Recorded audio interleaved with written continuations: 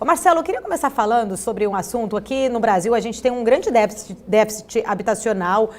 Na sua opinião, como que esse cenário no mundo corporativo? O Brasil tem também déficit de galpões, lajes corporativas, entre outros empreendimentos que atendem a indústria e as empresas?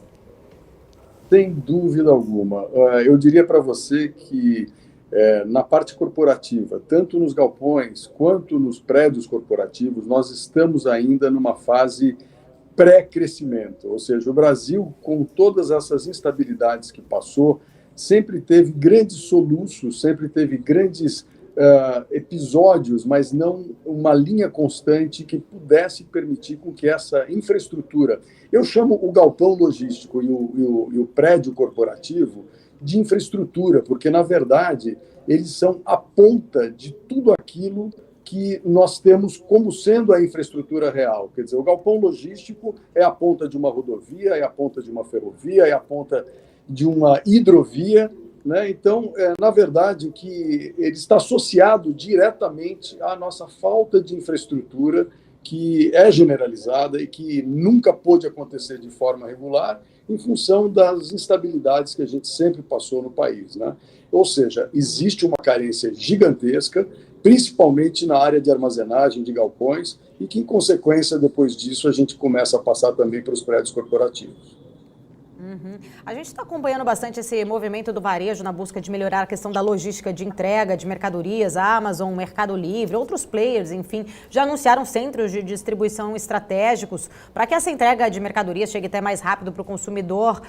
Aqui a gente tem, né, uma logística ineficiente que depende muito dos correios também. O que esse movimento você acha que impactaria para o setor imobiliário, já que teremos aí grandes empreendimentos vindo por aí, esses centros de distribuições, por exemplo?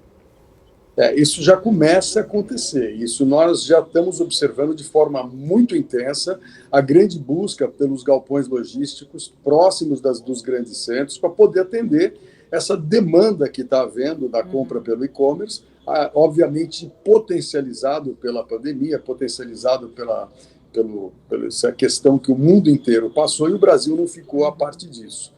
O que acontece é o seguinte: o que nós tivemos nesse período foi um aceleramento extraordinário de um movimento que já vinha acontecendo, né? Ou seja, hoje a procura por galpões logísticos bem localizados, de forma que o vendedor possa entregar, às vezes, no mesmo dia a encomenda comprada, é fundamental para que eles ganhem share de mercado, para que eles possam atingir esse consumidor e conquistar e consolidar esse hábito da compra pelo e-commerce. Está sendo realmente muito demandado o setor de logística, e eu acho que isso, na verdade, foi uma das contribuições positivas que nós tivemos, um amadurecimento rápido, mas muito positivo que nós tivemos nesse período que passamos.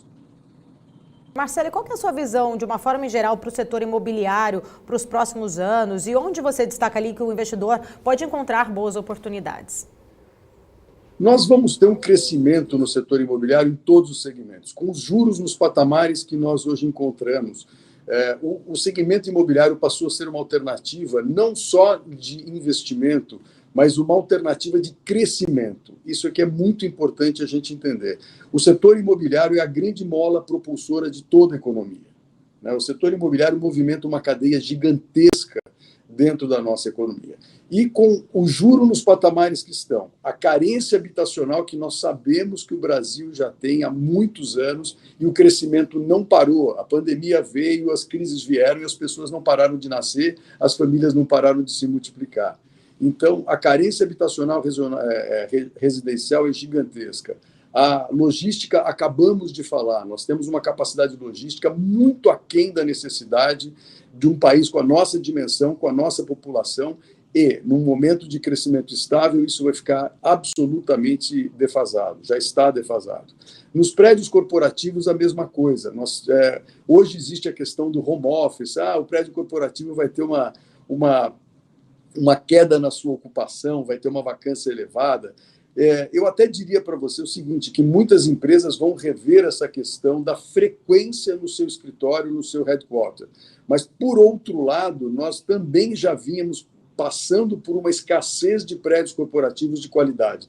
Ou seja, por mais que essas empresas revejam suas políticas de frequência, por mais que elas revejam a questão do home office, nós já vínhamos passando por um momento de escassez de prédios de boa qualidade. E o home office não é uma solução para todos, o home office não é uma solução generalizada. Ela pode acontecer, ela deve acontecer, de uma forma também acelerada por causa da pandemia, mas os escritórios mesmo os temporários, os escritórios que são, vamos dizer, descentralizados, devem continuar ocupando espaço. Portanto, os prédios corporativos também vão ter aí o seu espaço, talvez não numa dimensão e numa velocidade tão grande quanto o logístico, mas com certeza também terão o seu espaço e terão sua demanda garantida.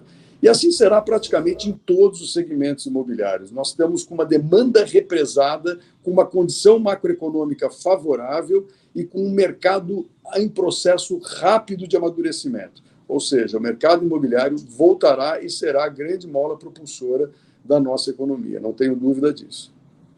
Então, pegando justamente essa sua linha aí de raciocínio, você falando justamente dessa questão do home office, das lajes corporativas, a gente viu bem no início da pandemia o quanto, né, esses fundos acabaram sofrendo, não só nas lajes corporativas, mas shoppings, hotéis, enfim, como um todo.